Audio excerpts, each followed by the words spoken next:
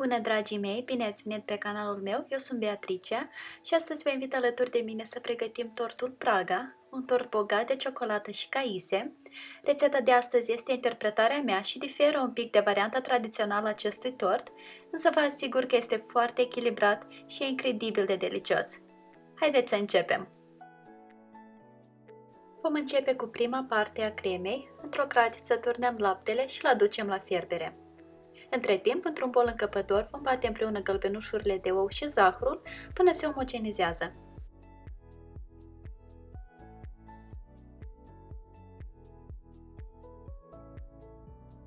Apoi adăugăm amidonul de porumb și îl încorporăm cu telul.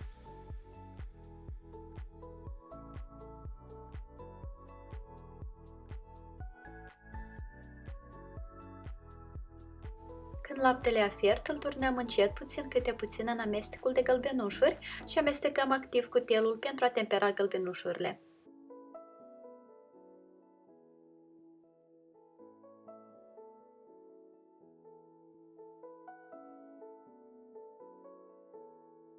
După ce am turnat tot laptele, turnăm crema într-o cratiță curată, strecurând-o printr-o sită și la foc mediu scăzut amestecăm în continuu cu telul până crema se îngroașă și dă în clocot.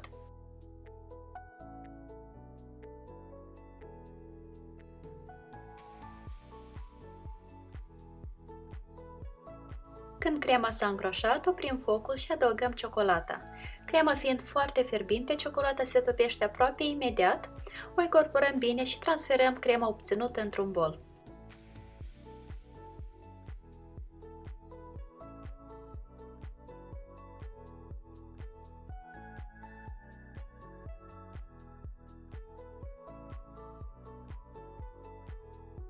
Acoperim suprafața cremei cu o folie alimentară și lăsăm crema să se răcească până la temperatura camerei. Iar acum ne vom ocupa de inserția de caise. Hidratăm gelatina în apă rece și pregătim piureul. Eu voi folosi astăzi caise de la compot pe care le voi zdrobi în piure cu ajutorul unui blender. În rețeta clasică a tortului Praga, inserția de caise nu este prezentă, se folosește doar gem de caise, însă mie îmi place foarte mult prezența fructelor, în special în torturile mai bogate. Dacă totuși doriți un gust mai clasic, atunci înlocuiți stratul de caise cu încă o foaie de blat. Transferăm piureul obținut într-o cratiță, adăugăm zahărul și aducem piureul la fierbere.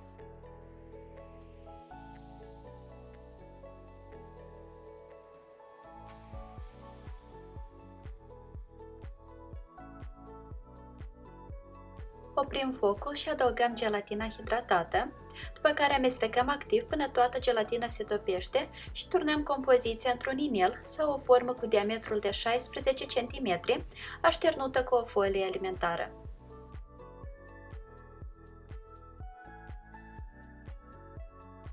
Dăm forma la frigider timp de câteva ore până stratul de caise se prinde.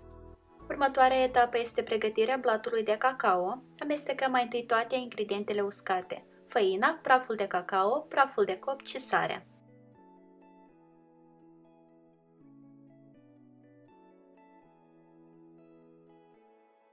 Într-un bol separat sau bolul unui mixer planetar adăugăm ouăle la temperatura camerei, zahărul și la dorință o jumătate de linguriță de coajă de portocală.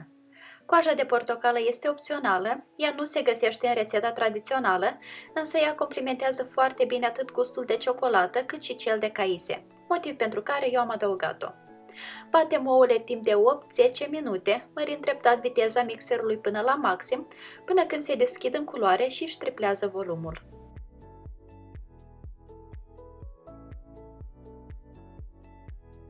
În continuare vom cerne deasupra ingredientele uscate și le vom incorpora în două etape. Eu am transferat compoziția de ou în alt bol pentru a vă putea arăta totul mai ușor. Incorporăm cu mișcări largi și ușoare folosind o spatulă.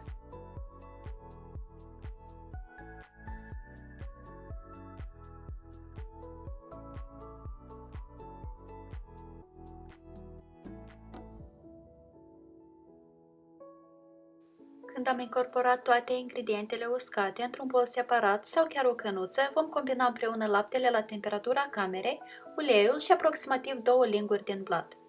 Le amestecăm bine împreună și le incorporăm în compoziția principală. În așa fel, laptele și uleiul nu se vor scufunda la fundul bolului și le vom putea incorpora mai ușor.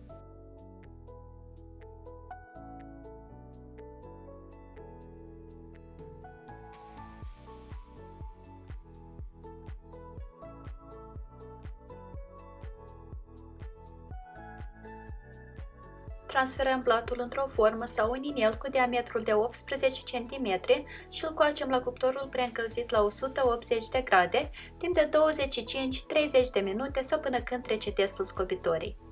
Pentru că am folosit un inel, l-am învelit bine la bază cu o folie de aluminiu, dar dacă folosiți o formă obișnuită, atunci așterneți la bază o hârtie de copt. Marginile nu le-am uns cu nimic.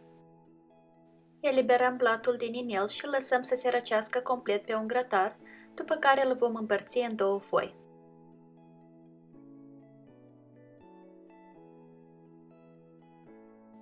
Pentru sirop, într-o cratiță adăugăm gem de caise, puțin din lichidul de la compotul de caise și sucul de lămâie. Amestecăm totul bine împreună și aducem siropul la fierdere.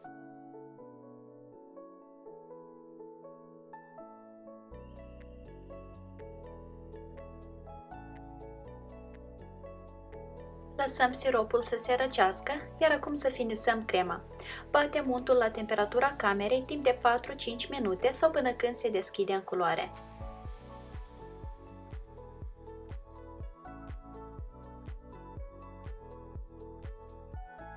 După care vom bate timp de câteva secunde și crema de ciocolată pentru a o relaxa și o vom adăuga puțin câte puțin în unt, incorporând-o foarte bine între fiecare adiție. Un detaliu foarte important este că atât untul cât și crema de ciocolată trebuie să fie de exact aceeași temperatură în momentul în care le împreunăm, altfel există riscul ca crema să se separe.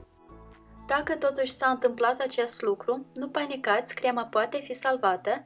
Tot ce trebuie să faceți este să o încălziți la cuptorul cu microunde timp de 15 secunde, apoi o mixați bine și o mai încălziți încă 15 secunde, o mixați din nou și tot așa până se leagă.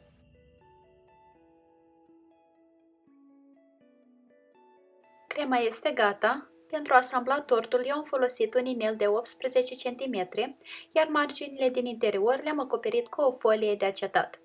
Introducem prima foaie de blat și o însiropăm.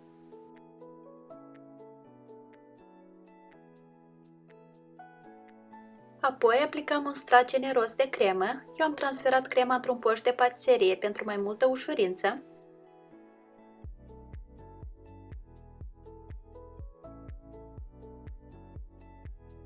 Nivelăm. Introducem stratul de caise și îl acoperim în întregime cu cremă și pe el.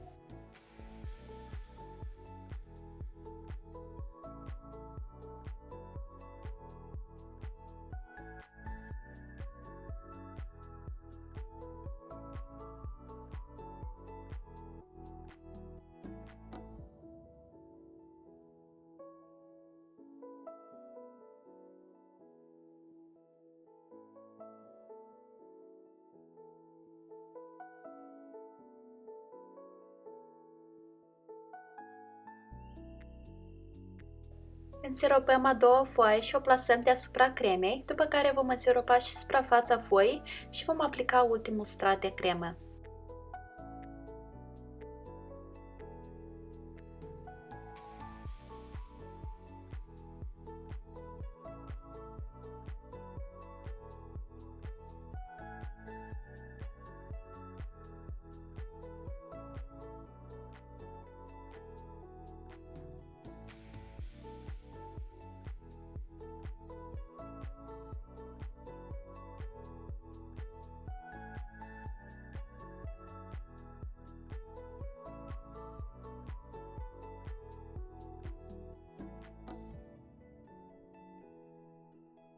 La această etapă dăm tortul la frigider timp de 4-5 ore sau cel mai bine peste noapte. În continuare, pentru decorarea tortului am decis să creez niște spirale din ciocolată. Pentru a crea acest ornament vom avea nevoie de o folie de acetat și de uite așa un peptene sau o racletă cu un lat întrerupt pentru decorarea torturilor. Aplicăm niște ciocolată temperată pe folia de acetat ca în felul următor. Totul despre cum și de ce se temperează ciocolata veți putea afla într-un video separat dedicat acestui subiect, linkul îl voi plasa în descriere. După care vom ține racleta ferm pe blatul de lucru și vom trage folia ca în felul următor.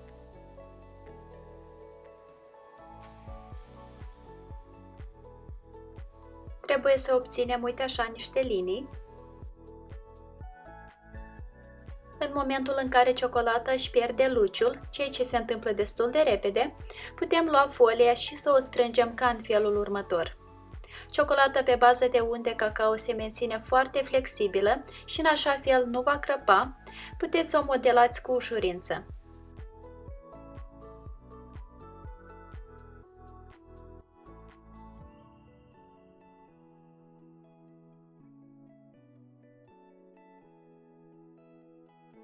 Iar acum nu ne rămâne decât să așteptăm să se seteze complet.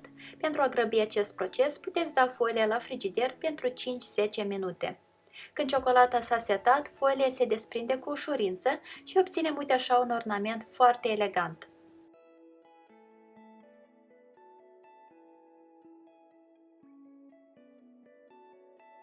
Uitați-vă ce luci frumos am obținut!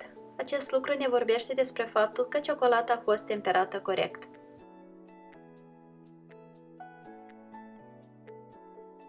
A doua zi, înainte de a decora tortul, vom pregăti glazura, care nu este nimic altceva decât un simplu ganaș. Peste ciocolata neagră turnăm smântâna fierbinte și amestecăm bine până ciocolata se topește complet.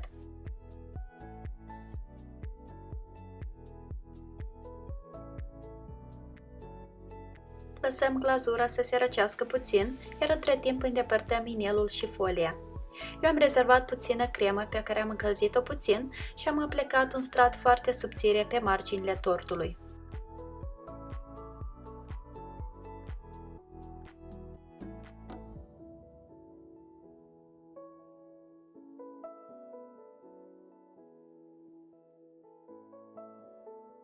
După care am acoperit tortul cu ganașul pregătit.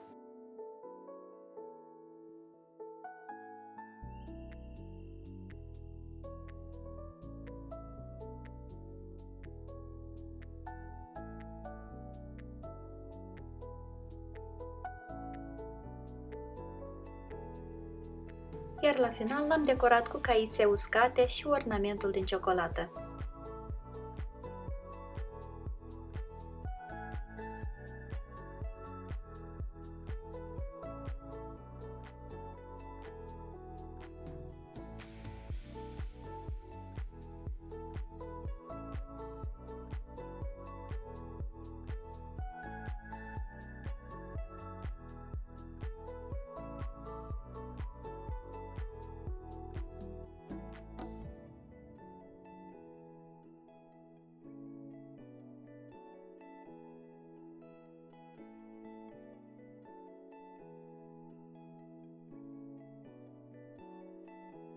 Tortul este gata de savurat, are un gust opulent de ciocolată, însă cu toate acestea este perfect balansat de gustul acrișor al caiselor. Crema are o textură fină, iar blaturile se topesc în gură. Combinația între ciocolată și caise cu siguranță este una dintre cele mai reușite. Linkul către rețeta integrală scrisă îl puteți accesa în descrierea acestui video. Iar eu vă mulțumesc foarte mult pentru vizionare și vă doresc o zi cât mai delicioasă în continuare. Poftă bună! Pa, pa!